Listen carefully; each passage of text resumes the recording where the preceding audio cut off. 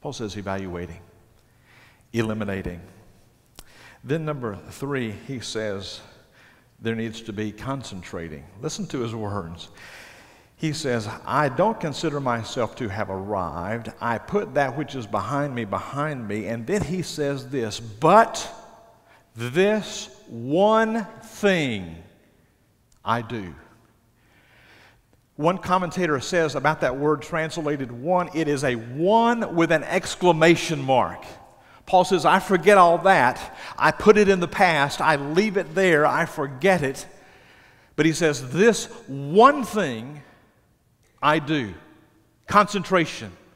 Paul says, I try to get rid of those things that are on the edge, those things that are on the periphery, and this one thing I focus on, this one thing I do. He says, if I'm going to keep this circumstance from overwhelming me, from inundating me, from taking me aback, this one thing I do, I concentrate. You know, things make an impact when we concentrate them.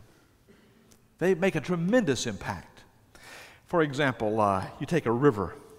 If a river is between the banks in which it flows, it's a river of power and it makes an impact. But if it overflows the banks, it becomes a marsh or a swamp or a light. If you take a light and you diffuse that light, it becomes insipid. It becomes inconsequential. It makes no difference. And yet if you take that light and you focus, suddenly it becomes a laser beam that penetrates and makes an impact and slices something open. You see, there's something about focusing a light that makes it more powerful.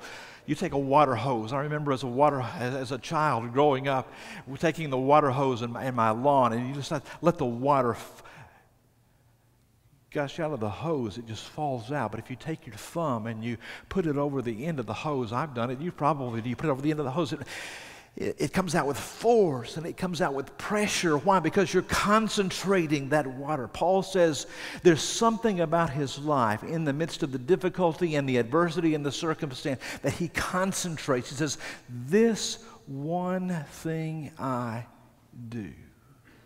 Concentration. And yet, the problem in many of our lives, mine and probably yours, is not concentration. It is fragmentation. I was reading an article this past week that said the malady that most Americans suffer from is not taught in medical school. It's not taught on MD.com or any of those websites. It says the malady that most of us suffer from in this culture today is fragmentosis. Now, I experienced fragmentosis yesterday. For those of you who know anything about me, you know that these days of final exams at law school, I'm a law school widow. My wife is in law school and I never see her anymore. So she's studying for exams. She's studying for final exams the next 3 weeks. And so I was at home all alone and trying to find stuff to do and sitting there at home with so much to do. The dog needed to be washed. The dog was filthy. The cars needed to be washed. The cars were filthy. There was clothing that needed to be washed. I was obsessed with washing yesterday. And so I can wash clothes. I'm here to tell you, I'm good at washing clothes. I have got it down to a fine art. I really have. If you'd like for me to teach you, I can do that immediately after the service. In fact, I have got it down to such a fine art, this thing of washing clothes, that I can put all of the clothes in the washing machine regardless of their color, and I can put them on hot, and I can produce some of the most beautiful colored clothing that my wife has ever seen. Well, she puts it on and she's astounded. She says, I had no idea I even had this color. I've invented lots of new colors, so I'll let you in on my secret. And yet at the end of the day, I was so overwhelmed with this malady of fragmentosis that it seemed as though I had hardly gotten anything done. Sometimes in life we just have to concentrate, don't we? This holiday season, it's going to be hard. It's going to be rough. It's going to be tough. But maybe, just maybe, in the midst of all of the hustle and the bustle, you and I can find time to say, this one thing I do. Let me ask you something.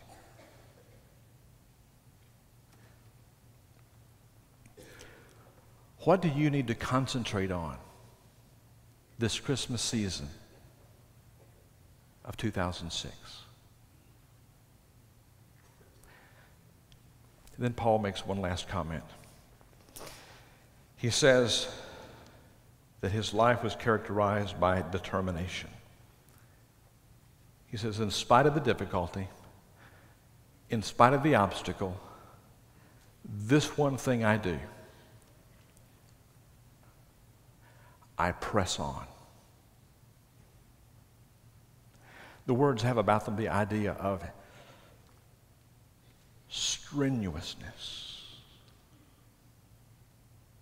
to the point of fatigue and exhaustion. This one thing I do, I refuse to allow my concentration to be diffused. This one thing I do, I press on. The gift, Paul says, of determination.